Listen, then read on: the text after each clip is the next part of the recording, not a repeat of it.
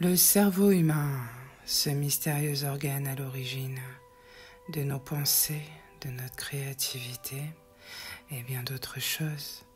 Mais savons-nous vraiment d'où il vient? Et surtout, utilisons-nous son potentiel? Aujourd'hui, explorons ensemble les secrets du cerveau humain entre sciences, mythes anciens et capacités oubliées. L'évolution darwinienne explique en partie le développement du cerveau, mais plusieurs mystères persistent. Pourquoi une telle explosion de la taille du néocortex il y a 200 000 ans? Pourquoi si peu de fossiles intermédiaires illustrant le saut de la pensée symbolique ou du langage? Et si certaines mythologies disaient vrai?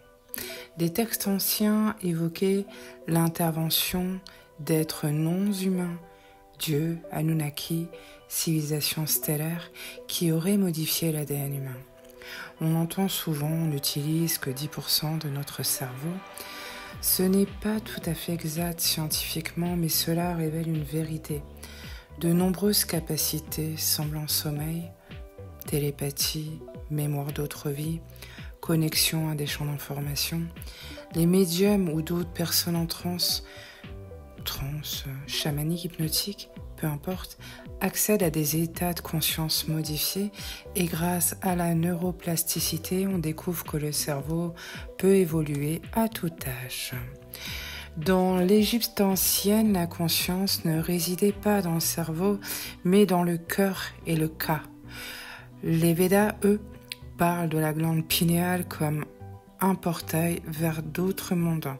Et dans le chamanisme, le cerveau est vu comme une interface multidimensionnelle activée par la transe ou certaines plantes dites sacrées.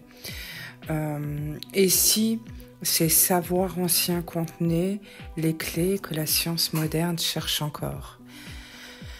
Certains courants ésotériques affirment que le cerveau humain a été délibérément limité et bridé. Alors par qui et pourquoi? Ils évoquent des implants énergétiques, des manipulations génétiques et des systèmes de conditionnement social. L'école, les médias, la culture dominante, tout pousse à penser de manière linéaire, rationnelle, calculatrice, mais au prix de l'intuition, de la créativité, de la perception élargie et de tout ce qui fait que l'être humain est vraiment un être d'une beauté incroyable.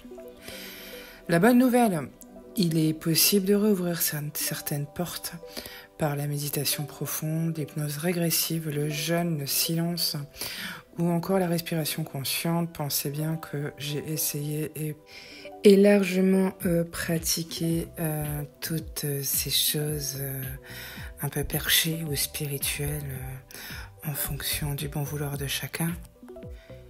Et que toutes ces choses m'ont toujours confirmé et validé ce que je savais être juste au fond de mes entrailles, au fond de mes tripes, au fond de chaque cellule de mon corps.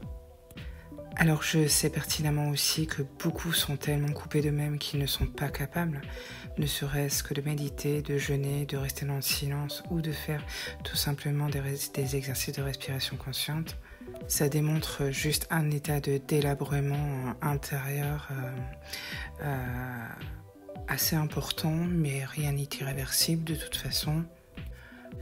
Même si on vous dit le contraire, tout peut être réactivé, y compris la glande pinéale, le rêve lucide, le chamanisme ou la visualisation créative permet d'explorer d'autres réalités par le biais de ce qu'on appelle, nous, dans notre jargon, le cerveau droit.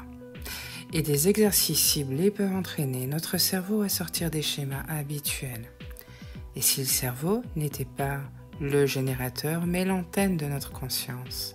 Et si nous étions bien plus vastes que nous le croyons? Le moment est peut-être venu de redécouvrir notre potentiel oublié, mais surtout de se poser les bonnes questions et d'avoir un réel discernement au-delà de tous les conditionnements posés sur Terre.